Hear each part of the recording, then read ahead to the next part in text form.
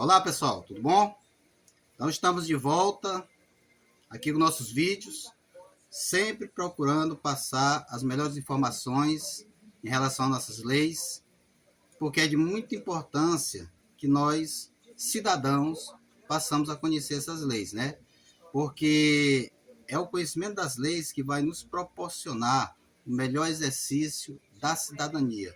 É o que vai nos proporcionar a gente chegar aí em qualquer lugar e pedir um direito e explicar que nós temos direito porque está ali, está na lei estabelecido. Isso aí é muito importante para a sociedade. A partir do momento que a sociedade compreender essas coisas, nosso país ele pode melhorar e muito. Então, vamos falar um pouquinho aqui da nossa democracia. Por que eu falei, eu coloquei agora recentemente aí no canal um vídeo anunciando aquele garotinho de desenho animado, né? Feito através da inteligência artificial hoje em dia, né? A inteligência artificial está aí proporcionando que a gente faça muitas coisas nas redes sociais e usando com responsabilidade, com certeza, de muita valia para todos nós, né? Então a gente fez aquele vídeo e perguntou se vocês sabiam se a nossa democracia ainda não foi consolidada. E por que eu coloquei dessa forma? É porque nossa democracia ela é resultado de um processo histórico. É um processo que vem sendo lapidado ao longo dos anos. A gente viveu aqui uns tempos de reinado, né, no nosso país. Quando a coroa portuguesa veio para cá para fazer a colonização, nós passamos aí um tempo vivendo sendo colônia do reinado de Portugal, e depois com a independência, né, a gente passou a ser um país independente, mais independente dos outros países, mas nosso regime era um regime imperial, era o imperador. O imperador, que era o rei, era que determinava como as coisas deveriam acontecer aqui no nosso país. Só que essa ideia do imperador, ela já vem já de muitos anos também ao longo da história do mundo, né? É a questão do soberano.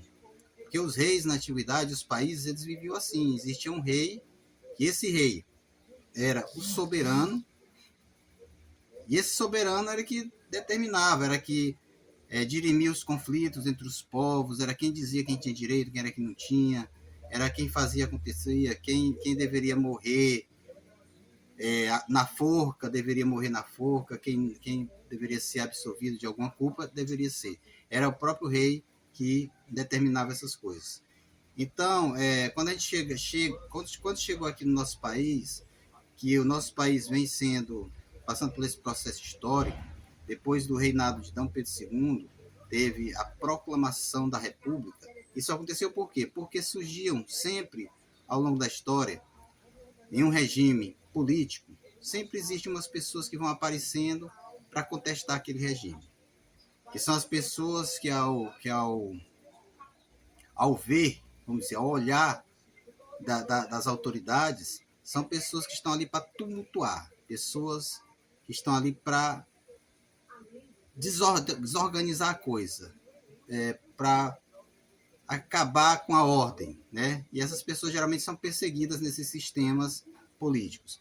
Mas essa infiltração dessas pessoas, elas geram vamos dizer, muitos conflitos internos, mas gera também dá abertura para muitas pessoas pensarem também diferente daquele sistema político. Então é por isso que acontecem essas coisas. Aí tem a proclamação da República, que é fruto dessas lutas, desses debates, desse conflito de opiniões, que as coisas vão se lapidando. Só que para chegarmos aqui, que a gente veio, né? Teve aquela proclamação da República, a gente vem engateando, passamos aqui por alguns processos ditatoriais, que isso vem, como eu já disse, vem acompanhando a evolução do nosso povo. Tivemos aqui uma ditadura em 1930, conhecida como a ditadura Vargas, né? Getúlio Vargas ali assumiu o poder depois de perder as eleições, aí teve aquela questão lá dele achar que foi fraude, aí saiu espalhando que tinha sido roubado as eleições, e que os comunistas iam invadir o país, os comunistas iam tomar o país, o povo todo ficou apavorado, fizeram uma grande concentração nas grandes metrópoles, e Getúlio Vargas, com a ajuda das Forças Armadas, aplicou o golpe de Estado de 1930. Então aí ficou aí essa questão, né? Um governo rígido, um governo que não aceitava a opinião de ninguém, existia um parlamento, mas o parlamento não tinha força, porque se criasse uma lei e ele dissesse que aquela lei não valia nada, aquela lei não valia, aquela lei que era do interesse dele, ele procurava cumprir, procurava impor ao povo. Então, tudo isso são traços dos estados ditatoriais. Aí, no caso, depois Getúlio Vargas voltou mais brando, né, e já concedeu alguns direitos aí para o cidadão, e um marco importante foi essa questão da CLT, mas mesmo assim nosso país ele vem passando por esse processo com muita dificuldade. Depois veio aí os militares revoltados pelo descaso que foi feito depois da Segunda Guerra Mundial, porque o Brasil participou da Segunda Guerra Mundial, aí teve aquela, vamos dizer assim, golpe de Estado dos militares, né? Que cometeram muitas coisas erradas na época, né? Eu gosto muito das Forças Armadas, servi o Exército e ainda tenho uma ligação com a caserna, mas naquele tempo as coisas não foram feitas da forma correta, porque quando a gente se vê com o poder na mão, isso é questão, às vezes, da nossa mesmo, do próprio cidadão, não sei o que há em nós, mas geralmente o ser humano, quando se vê com o poder nas mãos, aí acha que pode pisar nos outros, humilhar os outros. Então ninguém podia falar nada contrário ao regime militar, que essa pessoa era perseguida, às vezes era torturada, dependendo da situação, era até mortas. Então esses foram períodos de muitas dores para o nosso povo, muitas dificuldades para o nosso povo. E a ditadura militar, ela teve essa característica também. Quem se rebelasse contra o sistema, contra o governo, essa pessoa ela não tinha muito as portas abertas no nosso país. Então isso é ditadura. E nós chegamos aqui nessa democracia, considerada mundialmente a maior democracia, uma das maiores democracias do mundo. Em 1988 foi promulgada essa nossa Constituição atual, que vigora até hoje. Lógico, ela já mudou alguma coisa de 1988 para cá, através das emendas constitucionais, mas continua aí em vigor. E a nossa Constituição, eu posso garantir, que é uma das constituições mais bonitas que nós temos no mundo. É a Constituição. E essa Constituição realmente abriu as portas para o cidadão. Agora, quando eu digo a democracia não se consolidou, por quê? Porque nós, sociedade, ainda corre em nossas veias aquele sangue dos nossos antepassados. Nós ainda não nos libertamos das ideias que foram implantadas em nossa mente.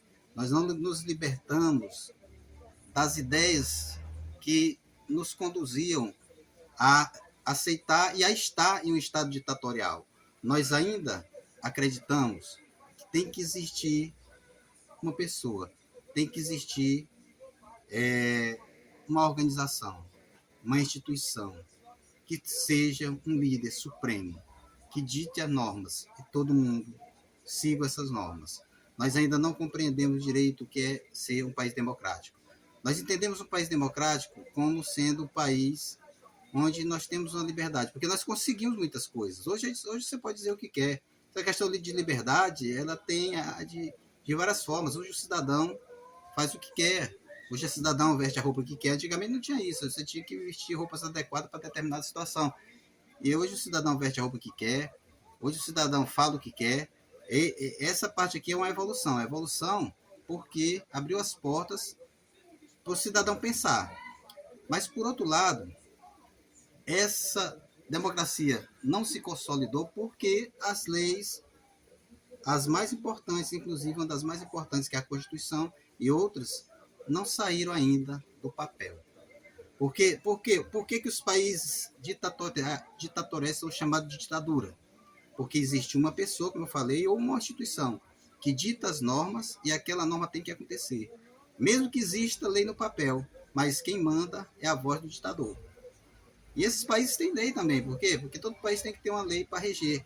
Tem Constituição, mas mesmo que tenha Constituição, o ditador diz que aquela Constituição, aquele artigo da Constituição não vai ser cumprido daquele jeito, vai ser cumprido desse. Quem manda é o ditador. E nós ainda estamos vivendo esses traços. Nós ainda estamos vivendo esses traços. Porque enquanto nossas leis elas não saírem do papel para a prática, nós não podemos dizer que somos um país totalmente democrático. Mesmo que tenha mudado alguma coisa. Mas, para que esse país possa ser chamado realmente de democrático, essas leis elas têm que sair do papel e ir para a prática do dia a dia do ser humano. Meus amigos, então vamos encerrar por aqui. E agradeço a atenção de vocês e a gente vai estar aqui sempre postando informações importantes para que a gente possa compreender melhor esse nosso cenário político, compreender melhor esse nosso cenário jurídico e que a gente possa se preparar aí para estar exercendo uma cidadania de qualidade e a gente possa estar contribuindo aí para que essa nossa democracia possa avançar cada dia mais. Então, um abração.